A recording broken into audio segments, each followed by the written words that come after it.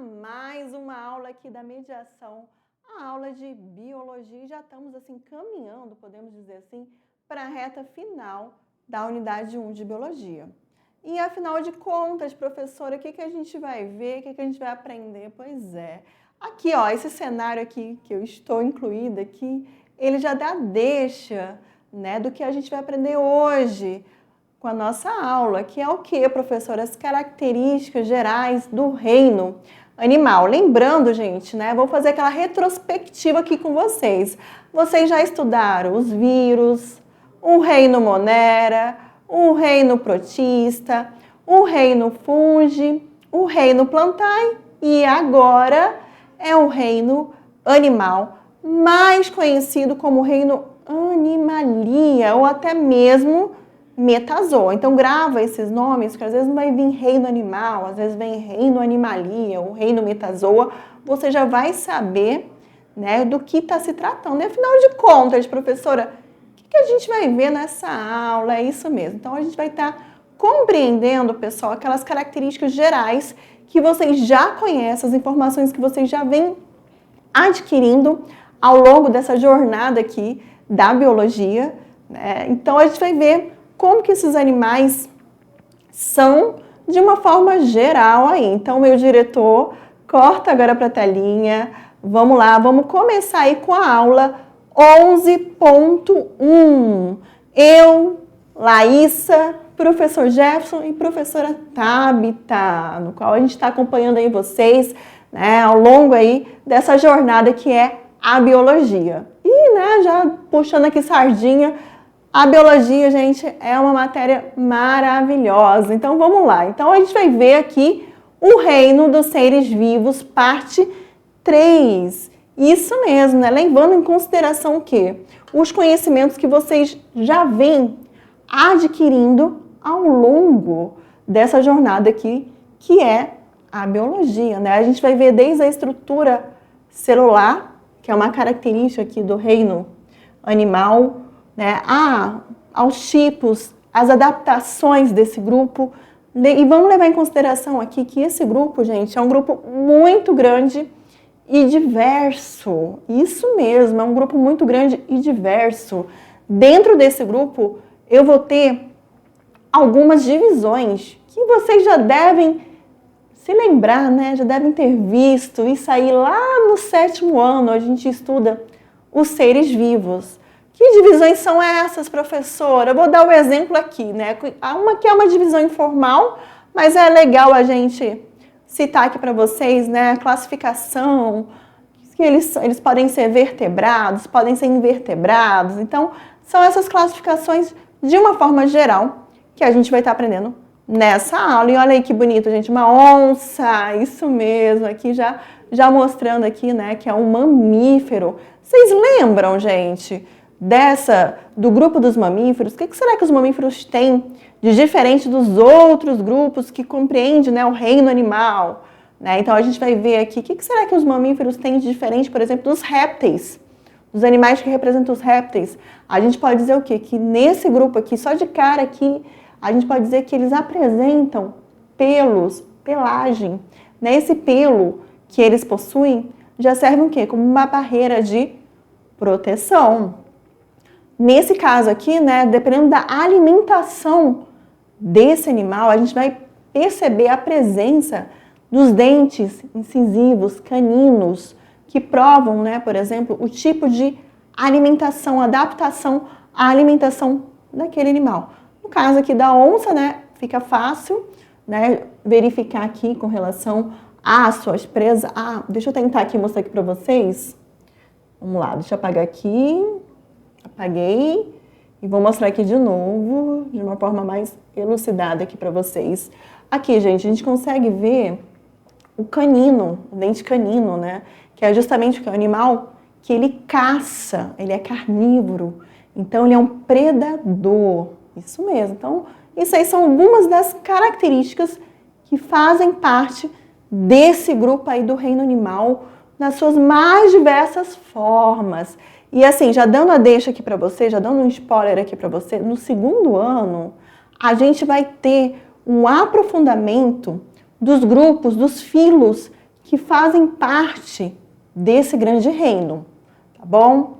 Então vamos lá, gente. O reino Animalia ou Animalia, ele é definido segundo características comuns a todos os animais. Primeira característica, vou até pedir aqui para o meu diretor me colocar aqui na telinha, isso aí. Primeira característica desse grupo, vou até aqui passar para o lado para que vocês possam observar. Eles são seres o quê, professora?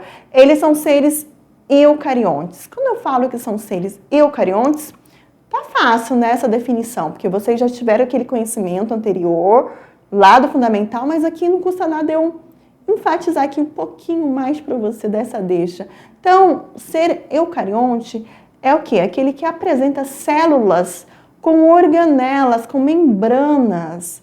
Então, a célula ela já vai apresentar organelas citoplasmáticas, que são aqueles pequenos órgãos que faz com que aquela célula ela tenha ao seu metabolismo próprio, né? Não é à toa, né, que a célula ela consegue fazer a sua própria respiração celular, porque a gente vai ter uma organela que se chama mitocôndria, exemplo aqui, né, do reino animal, que vai ter essa capacidade de fazer a respiração celular.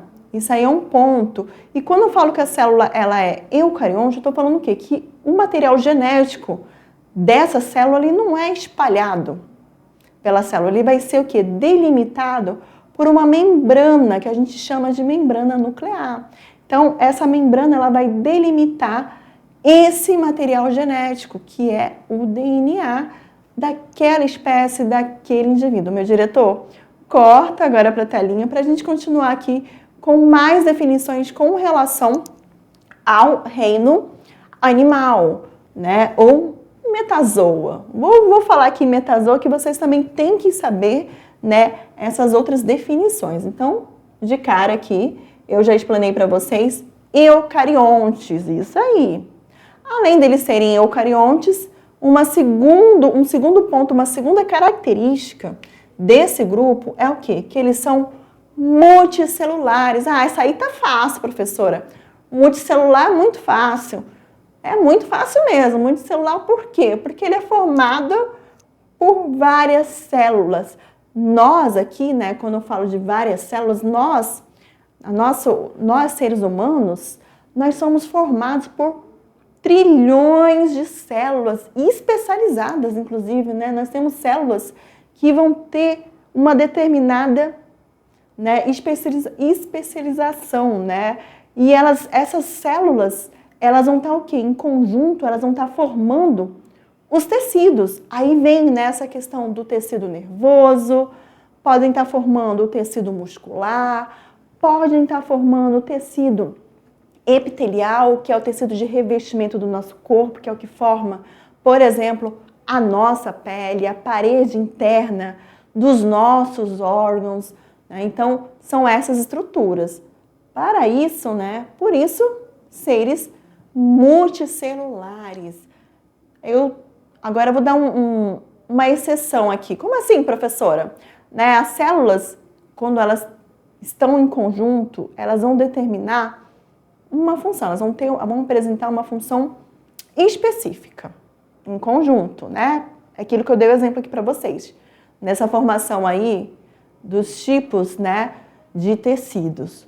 Mas a gente tem um grupo, que é o grupo dos poríferos, que corresponde a animais marinhos, e eles são mais conhecidos como esponja. E esse grupo aqui é o único grupo dentro do reino animal que não forma o tecido verdadeiro. É o único grupo, é a única exceção do reino animalia que não forma o que a gente chama de tecido verdadeiro, né? É a única exceção, mas até aí tudo bem. Além deles serem multicelulares, eles apresentam uma outra característica, né? Vocês já devem ter visto, vamos lá, meu diretor de novo, já estou até aqui na pontinha, vocês já devem ter visto que no reino plantae, que vocês estudaram ainda há pouco, uma das características desse grupo é o quê? Produzirem seu próprio alimento. Por isso eles são o quê? Eles são autotróficos. Isso mesmo. No caso de nós, né, que eu estou incluída aqui no reino animalia, você também, que acontece, gente? Nós não temos essa mesma capacidade de produzir os nossos alimentos. Então, a gente depende de outros compostos, de compostos para quê? Para a gente conseguir os nutrientes, né, através da alimentação. Então, isso aí é mais um ponto, é mais um adendo aí com relação ao reino animal. Então, vamos lá, gente. Eucariontes, multicelulares, e eles apresentam o quê? A nutrição do tipo quê? Heterotróficos, porque não tem a capacidade de estar produzindo seu próprio alimento, né? Seria muito bom, já imaginou, gente? A gente que nem uma planta aí, indo, se expondo assim ao sol, absorvendo aquela energia. Não tem como, né? Mas eu adoraria, ó, não vou mentir não. Então, meu diretor, corta agora para a telinha, isso aí. Voltando então, gente, já vimos aqui algumas das características comuns a todos os animais, mas tem muito mais características, gente, né? Podemos encontrar exceções em funções de fatores diversos, como, por exemplo, a adaptação de organismos a meios de vidas especiais. Vamos ver algum exemplo aí, né? Até então a gente viu a questão da nutrição heterotrófico, não consegue produzir seu próprio alimento, mas a gente vai ver também algumas adaptações que fazem parte do reino animal. Então vamos lá, gente. Aqui, né, o exemplo aqui que a gente tem é de alguns endoparasitas. Olha aqui, gente, endoparasitas, aqueles que vivem dentro de um organismo interno, né? Eles vivem dentro, interno, que perderam o quê? A capacidade da ingestão. Eles não conseguem, gente, ingerir os nutrientes. É diferente da gente, né? Que a gente vai lá, come aquele sanduba, ingerimos o quê? Nutriente. E nesse caso aí, eles obtêm por absorção direta de líquidos do corpo dos organismos parasitados. Então, a gente tem a questão dos endoparasitas. Exemplo, né, os endoparasitas que vivem no intestino humano. É um exemplo aí, né, do que acontece com esse tipo, né, esse grupo aí, que a gente pode tá falando aí. E assim, gente, um outro ponto, não tá aí, mas eu vou pedir aqui para o meu diretor jogar aqui para mim, que é mais uma característica do reino animal, é com relação à reprodução. Nesse grande reino, a gente vai ter indivíduos que vão estar se reproduzindo tanto sexuadamente quanto assexuadamente. É só mais um adendo aí. Quando eu falo de reprodução sexuada, eu estou falando de quê? Que nesse tipo de reprodução, eu tenho a troca de gametas, o compartilhamento de gametas. Né? No caso, o espermatozoide que vai encontrar o quê?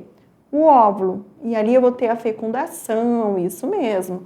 E no caso da reprodução, que eu chamo assexuada, eu já não tenho essa troca. O próprio indivíduo ele consegue, né, se reproduzir. Só um adendo aí com relação aos tipos de reprodução que a gente pode encontrar, né, no grupo, no caso, no reino animal, da reprodução sexuada. E sim, tem alguns parasitas, né, que a gente vai ver mais adiante, lá para o segundo ano, que vocês vão entender melhor com relação a esse tipo de reprodução. Por exemplo, né, nós temos os anelídeos. Vou dar o exemplo aí, os anelídeozinhos, aqueles que vivem no solo. Isso, lembrou? Isso mesmo, né? Alguns, eles podem ser o quê, professor? Eles podem ser hermafroditas. Eles podem vir tanto com o aparelho masculino quanto com o aparelho feminino. Aparelho reprodutor masculino ou o aparelho reprodutor feminino. Por isso a gente chama, né? A gente fala que alguns deles, eles são o quê? São monóicos, hermafroditas. Mesmo assim, mesmo eles tendo, né, essa estrutura no seu corpo, ainda assim, eles precisam se reproduzir assexuadamente, trocar gametas com outro anelídeo, né? A minhoca, pronto. Eu falei anelídeo, né, mas é a minhoca, tá bom? Isso mesmo. Então, precisa, né, trocar esse gameta com um e com o outro, mesmo às vezes sendo hermafrodita. É só um exemplo aqui bem estrutural, bem básico aqui para vocês com relação ao tipo de reprodução que pode acontecer nesse grupo aqui no reino Animalia. Diretor, corta agora para a telinha. Eu vou estar toda hora, assim, tudo que eu for lembrando, pessoal, eu venho aqui na frente e falo para vocês, tá bom? E assim, tem animais que a gente fica em dúvida. Se, por exemplo, é um peixe, uma ave ou até mesmo um mamífero. Vocês lembram, gente? Lá vai eu tentar resgatar de vocês a memória lá do 7º ano. Vocês lembram as características do grupo dos peixes? Já vou dar aqui um adendo aqui para vocês, né? Ele é o quê? Ele é hidrodinâmico, porque é um animal totalmente o quê? Adaptado à vida aquática. As aves, elas vão ter o quê? Especializações que vão fazer com que elas, né, possam, por exemplo, sobrevoar. Mamíferos, um nome, né, animais que mamam. Então, a gente tem assim um exemplo bem clássico que é a glândula mamária. Então, a gente já tem aí, por aqui, a gente já consegue, né, buscar um referencial e entender, né, esses animais. Lembrando, gente, que a gente vai ter mamíferos, dentro do reino animal, a gente vai ter representantes tanto em ambiente aquático quanto em ambiente terrestre. Fica aí a dica, tá? E aí, gente, nessa primeira imagem, a gente tem um hipopótamo, isso mesmo, hipopótamo. Olha aí, gente. E assim, além desse hipopótamo, uma outra imagem aí, que é um animal, né, a gente pode dizer que ele é semi-aquático, a gente também tem um ornitorrinco, tá bom? É outro exemplo aí com relação ao reino animal. Lembrando, né, que tem animais que põem ovos dentro do reino animal. Sim, isso aí, ornitorrinco, né? Já respondi aqui para vocês. Prosseguindo aqui, a gente tem os pinguins. Os pinguins, por exemplo, gente, eles são exemplares de quê?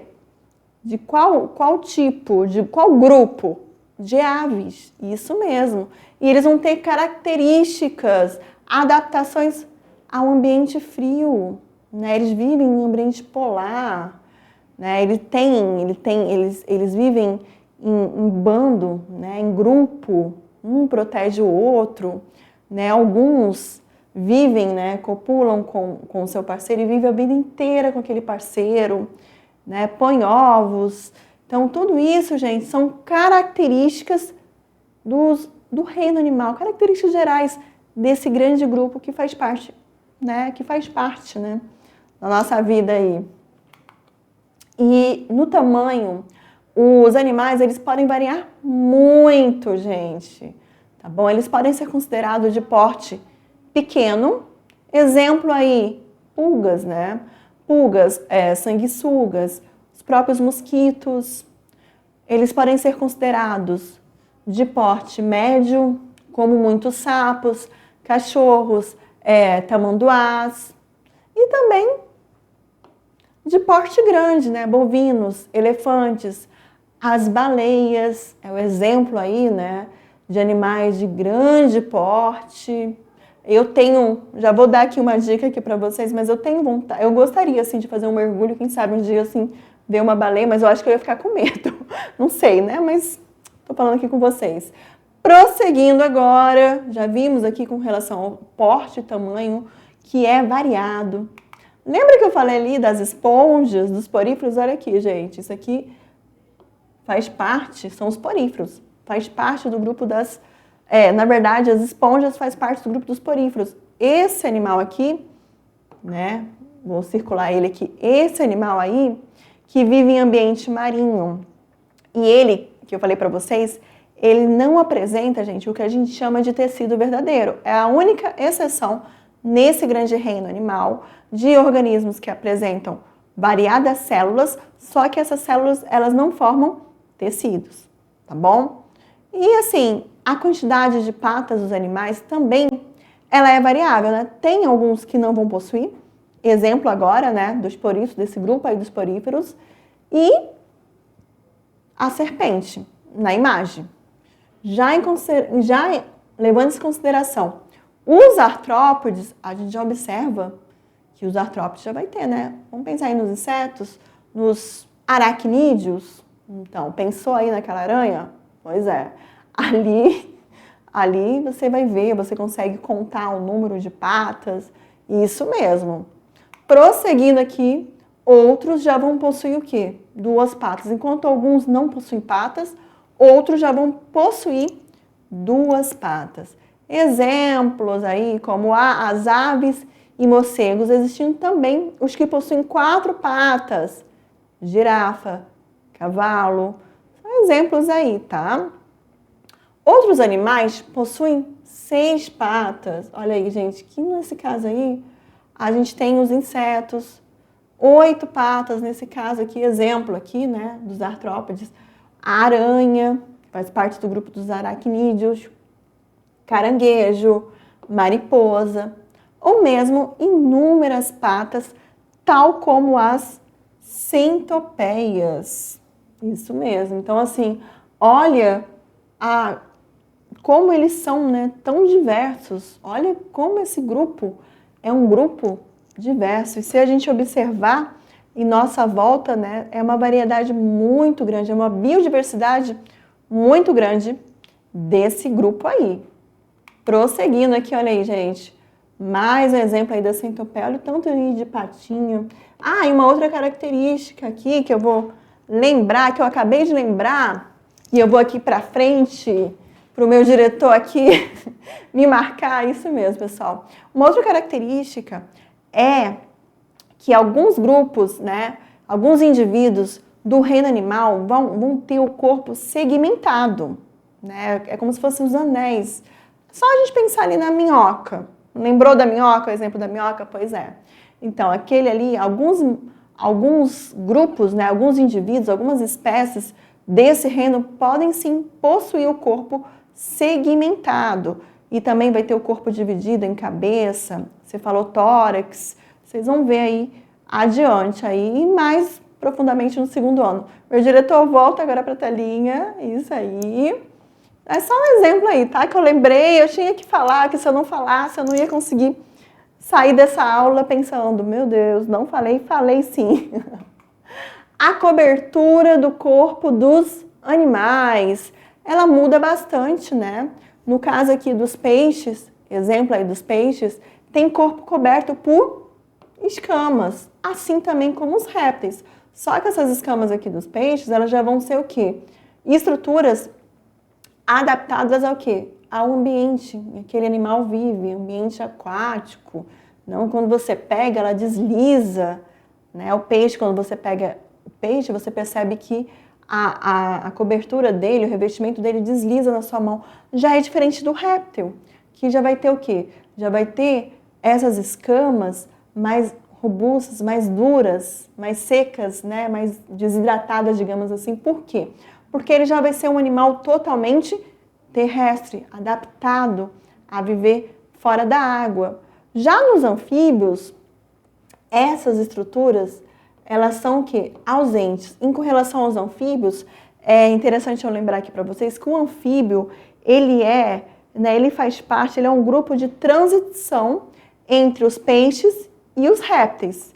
Né? Os peixes são aquáticos e os anfíbios, eles já são o quê, gente? Eles já são animais que vivem, tem um período que vivem na água e depois eles conseguem fazer essa transição da água para o ambiente terrestre. Mas ele ainda precisa da água para quê? Para se reproduzir.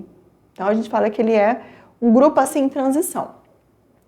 Já as aves, né, quando a gente pensa aí na cobertura do corpo, já as aves, ela já vai ter uma outra característica. Enquanto os peixes aí a gente tem as escamas, né? As aves elas já vão ter o corpo coberto por quê? Por penas, isso mesmo.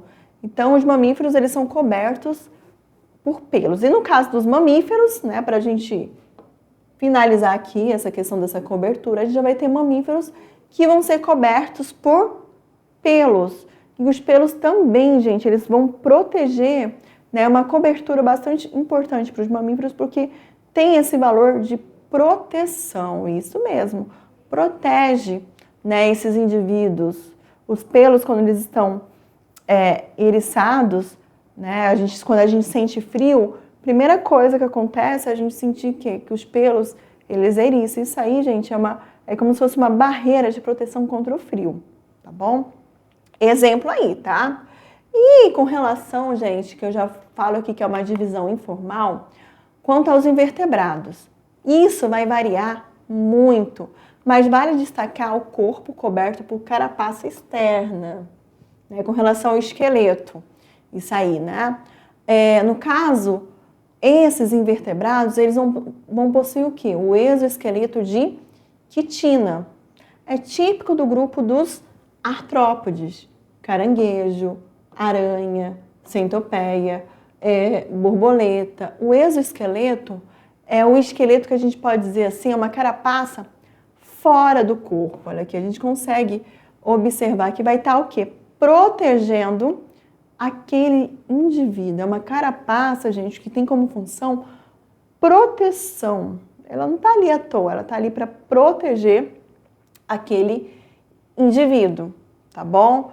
E é só no grupo dos artrópodes. E aí, professora? A gente vai ver também aqui, né, a presença de conchas também, que é a carapaça, né, externa, que em muitos animais do grupo dos moluscos também. Então, além dos artrópodes, a gente tem aqui os moluscos que vão apresentar carapaças externas. No caso aí, né, mexilhão, a ostra, o caracol, que é o que vocês estão vendo aqui nessa imagem. Olha que bonito. E o náutilo, tá bom? Então, são exemplos de animais que vão apresentar essa carapaça externa, tá? E assim, óbvio, né? Ela vai servir como proteção. Qualquer situação que esse animal se sinta, digamos assim, desprotegido, o que você observa aqui nesse caracol? Que ele se encolhe todo e ele fica envolto aqui a essa carapaça. Ele fica dentro, né? Ele se envolve dentro dessa carapaça, né? Só um ponto aí, né? Com relação a essas estruturas que fazem parte desse grupo. Quanto à nutrição, pessoal, a nutrição é outro aspecto bastante variável, né? Com relação, né, ao grupo, ao reino animal. A gente viu lá o exemplo de alguns endoparasitas que eles não têm essa capacidade de se alimentar e degradar substância. Ele não tem capacidade de se degradar, de comer um alimento e degradar aquele alimento e assimilar aqueles nutrientes. Então, a gente viu o exemplo ali do endoparasita. Mas a maior parte aí, né, que é um aspecto bastante variável, como diz aqui a lâmina, eles são classificados como carnívoros, que é justamente o que, professora? Aqueles que vão se alimentar de carne de outros animais. E esses animais que são carnívoros, eles são os predadores. Exemplo aqui, né? Se alimentam de carne de outros animais. A gente tem um leão, olha que lindo aqui. E jacaré e piranha, que são alguns exemplos aí com relação ao tipo de nutrição. Mas será que a gente tem só animal carnívoro, professora? Não, né? A gente vai ter o quê? Herbívoros, isso mesmo, que são aqueles que só comem vegetais inteiros, né? Ou até mesmo, né, outras partes dele. Nesse caso aqui a gente vai ter a girafa, a arara, boi e coelho. Só lembrando aqui que o boi, né, eles são ruminantes. Também, né, tem mais uma característica aí com relação ao tipo de digestão também, né, ao sistema digestório desse animal. Mas isso aí deixa lá para frente. Então, o que a gente viu? Carnívoros que se alimentam de carne, né? Geralmente esse animal carnívoro, ele é o que preda, ele é o que vai para caça mesmo. Agora, vimos o quê? Os herbívoros, aqueles que só comem vegetais, que é o exemplo aqui que a gente tá dando aqui para vocês, ou até mesmo parte deles. E a gente vai ter o quê? Os onívoros, que eu posso dizer que nós estamos nesse grupo, nós fazemos parte desse grupo aqui, né? Que comem tanto um quanto o outro. Como, por exemplo, o porco, a galinha, o macaco, a raposa e o cachorro pode estar se alimentando tanto da carne quanto também de vegetais, né, como os herbívoros. Então, olha aí, gente, as definições. Carnívoro, herbívoro, onívoro. E tem mais outra, professora? Tem mais outra definição? Tem. Além dos onívoros, nós vamos ter o quê? Os detritívoros, isso mesmo. Que são o quê? São aqueles animais que se alimentam da matéria morta, de resto, de carcaça, gente. Nesse caso aqui, a gente tem urubu e abutres. Que eles, digamos assim, esses animais que a gente chama de detritívoros, eles são os que fazem a limpeza, digamos assim, junto com os decompositores, óbvio, né? Dentro desse reino animal, é os que fazem a limpeza, digamos assim, que limpam, né? Que ficam com esses restos de carne morta, de matéria morta, tá bom? Então, vocês já sabendo essa definição, ó, vocês vão muito bem nas questões aí. E algumas espécies, né, possuem o que a gente fala de coluna vertebral. Aí a gente chama que são animais vertebrados e por esse motivo, né, eles são chamados de animais vertebrados. E eles se dividem em 5 grupos. Olha aí, gente, os grupos que eu já citei aí para vocês: mamíferos, aves, répteis, anfíbios e os peixes.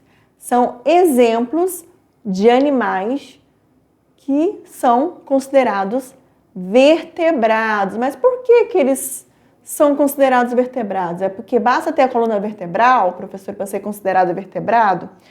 Também, mas especificamente crânio e vértebras, tá bom? E avertebrados, só um ponto aí para vocês, avertebrados sem vértebras. Como assim? Avertebrados sem vértebras? Eu acabei de ver que tem que ter coluna vertebral. Né? É o caso, pessoal, das lampreias e feiticeiras, que são espécies de peixe, né? Lembra até, parece até uma cobra, assim, quando você vê assim de longe, né? O rastro de longe. Na verdade, o que todos os vertebrados têm em comum, gente, é a presença de crânio. Então, para um animal entrar nessa definição de animais vertebrados, ele tem que apresentar o quê? Não basta só ter a coluna vertebral, ele tem que ter o quê? O crânio. E nesse caso aqui, lampreias e feiticeiras são exemplos de animais que não vão apresentar o quê? Não apresentam vértebras. Eles não vão apresentar as vértebras. Mesmo não apresentando as vértebras, por eles terem a presença do crânio, eles são considerados animais vertebrados. Entenderam agora essa divisão? É uma divisão informal, mas é importante que vocês entendam essa característica, que é o crânio, que vai estar definindo se o animal é ou não do grupo dos vertebrados. Os animais que não possuem coluna vertebral, isso aí tá fácil, né? Os animais que não vão possuir coluna vertebral, nem crânio, eles são caracterizados como invertebrados. É mais um ponto, é mais uma característica aí. E quem são os representantes, quem são os grupos que fazem parte aí dos invertebrados, professora? Vamos lá, gente. Eles são divididos nos grupos dos poríferos, representando ali pelas esponjas, quinidários, plateumintos, né? E a gente tem aqui o exemplo da tênia, que é um endoparasita, que vive no intestino, os nemateumintos, os ascaris lumbrigoides, lombrigas, né? Moluscos, né? Nesse caso aqui, né? Os animais que a gente chama de corpo mole, os anelídeos, exemplar aí dos anelídeos, minhocas, os artrópodes, né? É só a gente pensar aí na questão dos insetos, os aracnídeos, que fazem parte desse grupo, e os equinodermos, que também, né, entram nessa classificação de animais, né, invertebrados. É isso aí, pessoal.